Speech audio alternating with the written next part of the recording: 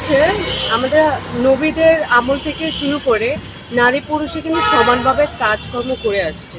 ঠিক আছে, এটাকে আমরা ভুলে যেতে পারবো না। আমাদের যে বিবি খাদিজা রাদিয়াল্লাহু আলাইহা ইসলাম, উনিও কিন্তু কর্ম করে এসছে।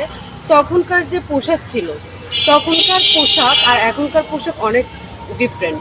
যুগের সাথে কিন্তু মানে তাল মিলিয়ে যুগের সাথে কিন্তু সব কিছুর একটা কি চেঞ্জের বিষয় আছে। তখন একরকম ড্রেস ছিল, এখন আরেক রকম ড্রেস। তখন তো শাড়ি ছিল না, এখন এখন শাড়ি আছে। তো এইটাই তো হচ্ছে যুগ যেমন যাবে বা তেমন আস্তে আস্তে করে সব কিছুই চেঞ্জ হবে, তাই না? তো নারী পুরুষ আগে থেকেই কর্ম করে আসছে, আগে থেকে একসাথে আছে। এগুলো নিয়ে তো আগে কোনো রকমের মাথা ব্যথা ছিল না। নারী পুরুষ সমান অধিকার কেন হবে, নারী পুরুষ কি, আরে ভাই এত কথা দরকার কি?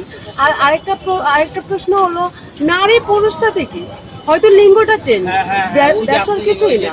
হয়তো নারী নারী এক রকমের, তার লিঙ্গ, পুরুষের লিঙ্গ আলাদা, এইটাই।